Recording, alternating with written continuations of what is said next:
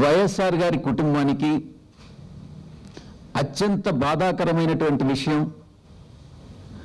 కుటుంబంలో ప్రతి ఒక్కరూ కూడా ఈరోజు సంభ్రమాశ్చర్యాలకు గురై దిగ్భ్రాంతికి లోనై ఈరోజు శోక సముద్రంలో మునిగిపోయారన్నటువంటి విషయాన్ని ప్రజలందరూ కూడా గమనిస్తూ ఉన్నారు. ఈరోజే కాదు, 1998 నుంచి 2019 ఇప్పటి వరకు కూడా ఆంధ్ర రాష్ట్రంలో వైఎస్ఆర్ గారి కుటుంబాన్ని లేకుండా చేయాలి, అంతం చేయాలి అన్నటువంటి ఒకే ఒక దృఢ నిశ్చయంతో తెలుగుదేశం పార్టీ ముందుకు వెళుతుందన్నటువంటి విషయం చాలా స్పష్టంగా తెలుస్తూ ఉంది. 98లో వైఎస్ రాజారెడ్డి గారి హత్య తెలుగుదేశం పార్టీ ప్రమేయం ఉంది అన్నటువంటిది స్పష్టంగా తెలిసింది. ఆ కుట్రదారులు ఎవరైతే ఉన్నారో, ఆ హంతకులు ఎవరైతే ఉన్నారో వారికి తెలుగుదేశం పార్టీ ఆఫీసులోనే రక్షణ కల్పించారు. ఆ తర్వాత శిక్ష పడిన తర్వాత ఈరోజు వాళ్ళందరినీ కూడా సత్ప్రవర్తన పేరుతో నిర్దోషులుగా వాళ్ళని విడుదల చేయడం జరిగింది. వాళ్ళకి పడినటువంటి శిక్ష రెమిషన్ ఇచ్చి విడుదల చేయడం జరిగింది. ఆ తర్వాత ఒక్కసారి గుర్తు తెచ్చుకోండి, ఆగస్టు 31వ తారీఖు 2009వ సంవత్సరంలో చంద్రబాబు నాయుడు అసెంబ్లీలో ఏం మాట్లాడాడన్న విషయం. కొద్ది రోజుల్లో ఏం జరగబోతుందో మీరు చూడండి, ఎవరు ఫినిష్ అయిపోతారో మీరు చూడండి అని చెప్పి ఓపెన్గా అసెంబ్లీలో ఛాలెంజ్ చేసినటువంటి వ్యక్తి చంద్రబాబు నాయుడు. ఆ తరువాత 2 రోజులకే సార్ రాజశేఖర్ రెడ్డి గారు హెలికాప్టర్ ప్రమాదంలో మరణించడం, ఈరోజు కూడా ఆ అనుమానాలు ఏవి కూడా నివృత్తిగానటువంటి పరిస్థితి ఈరోజు. ఆ రకంగా రాజశేఖర్ రెడ్డి గారిని ప్రజల మరసరికి పరిపాలించినటువంటి ఒక మహానాయకుడిని మనం పోగొట్టుకున్నాం. ఆ తరువాత జగన్మోహన్ రెడ్డి గారి మీద విశాఖపట్నం ఎయిర్పోర్ట్లో హత్యా ప్రయత్నం జరిగింది. హత్యా ప్రయత్నంలో తెలుగుదేశం పార్టీకి చెందినటువంటి వాళ్ళ ప్రమేయం ఉందన్నటువంటి విషయం కూడా చాలా స్పష్టంగా తెలిసింది. అయినప్పటికీ కూడా అధికారంలో ఉన్నారు కాబట్టి మేనేజ్ చేసుకుని దాన్ని బయట రానివ్వకుండా చేసినటువంటి పరిస్థితి. దీంట్లో పోలీసు పాత్ర కూడా ఉందన్నటువంటి విషయం మీ అందరికీ కూడా తెలుసు. ఇప్పుడు వివేకానంద రెడ్డి గారు మీ అందరికీ కూడా తెలుసు, ఆయన జమ్మలమడుగు నియోజకవర్గానికి కడప ఎన్నికలకు ఇన్ఛార్జ్ అన్నటువంటి విషయం. నిన్న 9:30 ఎన్నికల ప్రచారం పూర్తి చేసుకుని ఆయన నిద్రపోయేదానికి పులివెందలు రావడం జరిగింది. ఆ తరువాత ఏం జరిగింది అన్నటువంటి విషయం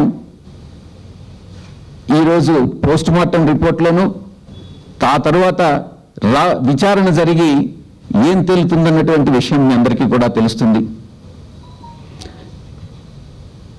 గత కొన్ని 2014లో మన పార్టీ నుంచి, వైఎస్ఆర్ కాంగ్రెస్ పార్టీ నుంచి ఎన్నికైనటువంటి ఆదినారాయణ రెడ్డి అనేటటువంటి వ్యక్తి ఒక నీతి విలువలకు కట్టుబడి ఉండనటువంటి వ్యక్తి.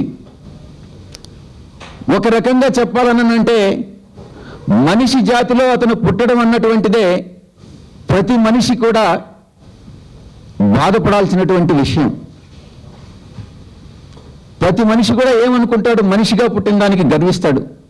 కానీ ఆదినారాయణ రెడ్డి అనేటటువంటి వ్యక్తి మనిషిగా పుట్టడం అన్నటువంటిది అతను మనిషి కాదు, దుర్మార్గుడు అన్నటువంటి విషయం చాలా స్పష్టంగా తెలుస్తూ ఉంది. ఈ యొక్క హత్యలో సూత్రధారులు చంద్రబాబు నాయుడు, లోకేష్. దీన్ని అమలుపరిచింది ఆదినారాయణ రెడ్డి. ఈ యొక్క లోకేష్ స్వయాన ముఖ్యమంత్రి పాత్ర ఉంది, ముఖ్యమంత్రి తనయుడు లోకేష్ పాత్ర ఉంది. ఆ మంత్రివర్గంలో ఉన్నటువంటి ఆదినారాయణ రెడ్డి పాత్ర ఉంది.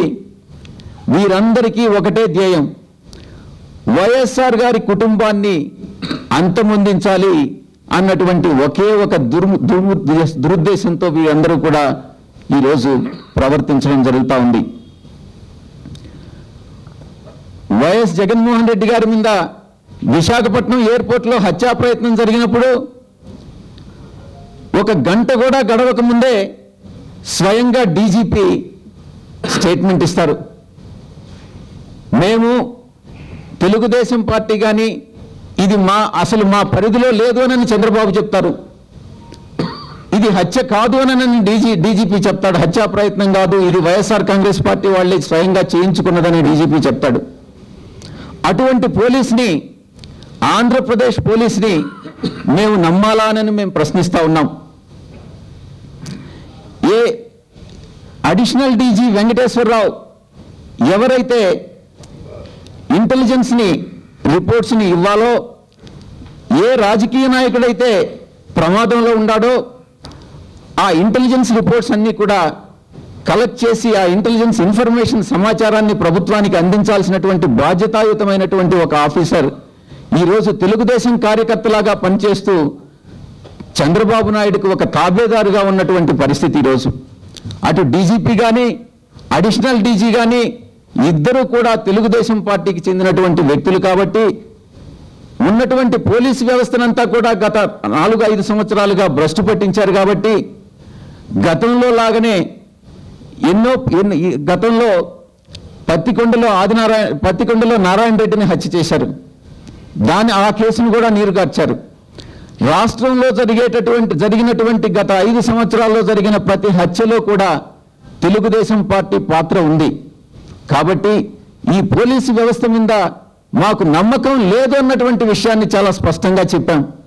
కాబట్టే ఈ యొక్క కేసుని సిబిఐకి అప్పగించాలి అన్నటువంటి డిమాండ్ని వైఎస్ఆర్ కాంగ్రెస్ పార్టీ చేస్తూ ఉంది. కాబట్టి ఇది రాష్ట్ర ప్రభుత్వం ఇమ్మీడియట్గా ఈ యొక్క కేసుని సిబిఐకి అప్పగించాలని మేము కోరుకుంటా ఉన్నాం. ఇక సిట్ విషయానికి వస్తే స్పెషల్ ఇన్వెస్టిగేషన్ టీం ఫామ్ చేశారు. ఈ special investigation team again DG ఆధ్వర్యంలో పనిచేస్తుంది. డీజీ ఆధ్వర్యంలో పనిచేసే డీజీ మీదనే మాకు నమ్మకం లేనప్పుడు ఇక సిట్ ఏ రకంగా పనిచేస్తుంది అన్నటువంటిది అర్థం చేసుకోవచ్చు. గతంలో ఎన్నో సిట్లు వేశారు, ఆ సిట్లు ఏది కూడా నిజాలు బయట తీయలేకపోయాయి. కాబట్టి సిబిఐ ఎంక్వైరీ మాత్రమే నిజమైనటువంటి దోషుల్ని పట్టుకోగలదు. వారికి కేసు అప్పగించాలి. ఎవరైతే ఈ యొక్క హత్య చేశారో వారిని చట్టానికి తీసుకురావాలి, శిక్షించాలి అన్నటువంటి విషయాన్ని వైఎస్ఆర్ కాంగ్రెస్ పార్టీ డిమాండ్ చేస్తూ ఉంది.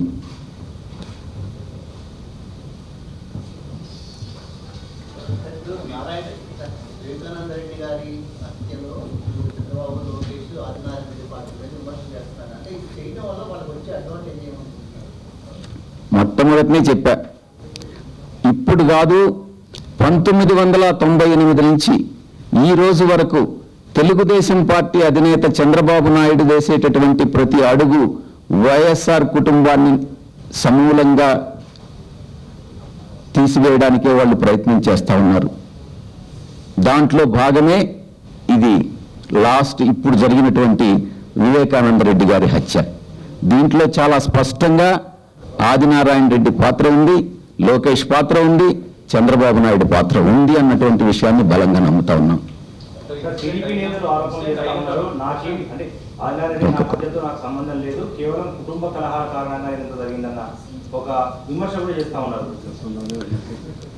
కుటుంబ కలహాలు ఏమీ లేవు.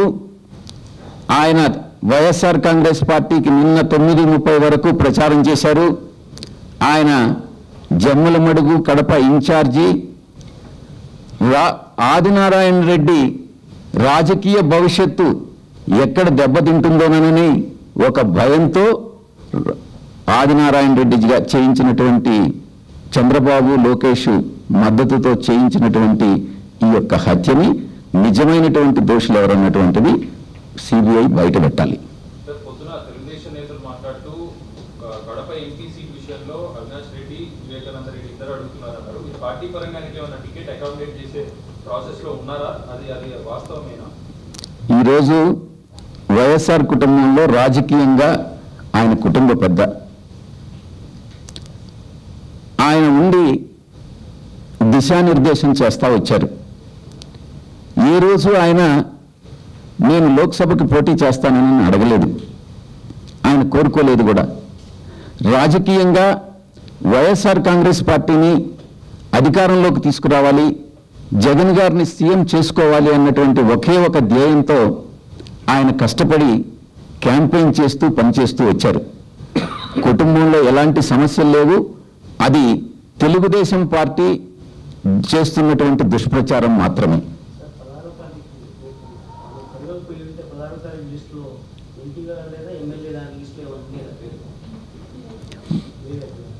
ఊహాజనితమైనటువంటి ప్రశ్న లేదు. ఈరోజు మనం రాజకీయాలు మాట్లాడుకోవడం లేదు. ఈరోజు ఆయన హత్య ఏ రకంగా జరిగింది అన్నటువంటి విషయాన్ని గురించి మనం మాట్లాడుకుంటున్నాం. తప్పకుండా సిబిఐకి సిబిఐ ఎంక్వైరీ విచారణకు డిమాండ్ చేస్తున్నాం, లేఖ రాస్తాం. అటు రాష్ట్ర ప్రభుత్వానికి, అటు కేంద్ర ప్రభుత్వానికి, ఎలక్షన్ కమిషన్కి, అన్నిటికీ కూడా మేము పిటిషన్స్ పెడతాం.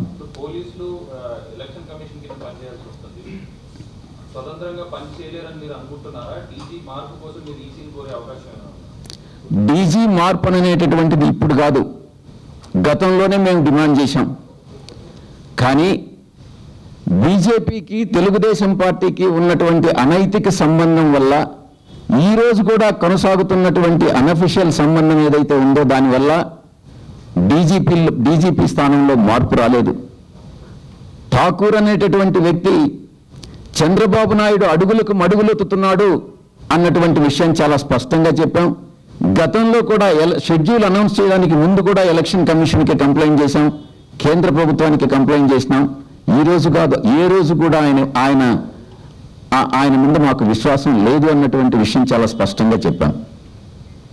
కార్యకర్తలు ఈ హత్యతో కార్యకర్తలు కొంత భయపడుతున్నట్టున్నారు, మనోధైర్యం కూడా కోల్పోయినట్టున్నారు.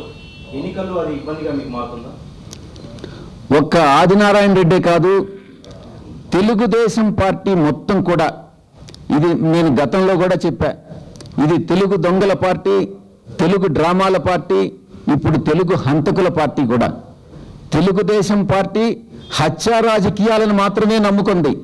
వైఎస్ఆర్ కాంగ్రెస్ పార్టీ, ముఖ్యంగా జగన్మోహన్ రెడ్డి గారు ఇప్పుడు ఈ యొక్క హత్యా రాజకీయాల్ని ఎంకరేజ్ చేయలేదు, ఎప్పుడు కూడా చేయరు. ఆయన నిగర్వి నిరాడంబరమైనటువంటి ఆయన రాజకీయాలను నడుపుతా ఉన్నారు. కానీ చంద్రబాబు నాయుడుకు దానికి పూర్తి భిన్నంగా హత్యా రాజకీయాలకి పాల్పడుతుండడం జరుగుతూ ఉంది.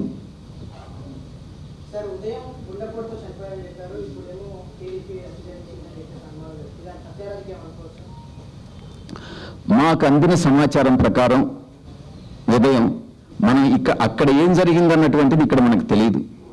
ఉదయం అందినటువంటి సమాచారం ప్రకారం అందరూ కూడా గుండెపోటని నమ్మారు. పోస్ట్ మార్టం రిపోర్ట్ అందిన తర్వాత ఇది హత్య అయ్యుండవచ్చు అన్నటువంటి భావన కలిగింది. కాబట్టే నిష్పాక్షికంగా ఎంక్వైరీ జరగాలి అన్నటువంటి విషయాన్ని మేము కోరుకుంటా ఉన్నాం.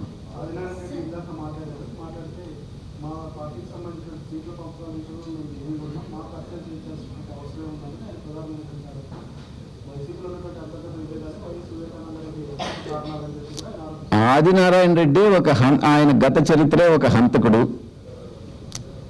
ఆయన ఎన్ని మర్డర్లు చేయించాడు అన్నటువంటి విషయం అందరికీ కూడా తెలుసు.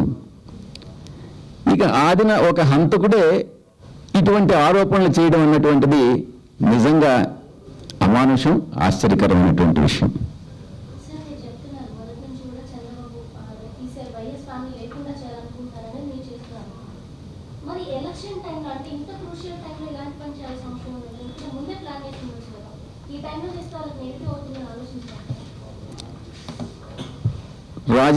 స్వర్గీయ రాజారెడ్డి గారి హత్య ఎప్పుడు జరిగిందమ్మా? 1998 ఎన్నికలకు ముందు. వైఎస్ఆర్ గారి మరణం ఎన్నికల తర్వాత 3 నెలలకి 4 నెలలకి జరిగింది. ఆయన అందించేటటువంటి సుపరిపాలన ప్రజలు ప్రజలు ఆయన పట్ల చూపిస్తున్నటువంటి అభిమానం భరించలేక ఆయన్ని ఎలిమినేట్ చేయడం జరిగింది. ఇప్పుడు ఆ తర్వాత జగన్మోహన్ రెడ్డి గారు పొందుతున్నటువంటి ప్రజాదరణ చూడలేక విశాఖపట్నం ఎయిర్పోర్ట్లో హత్యా ప్రయత్నం జరిగింది.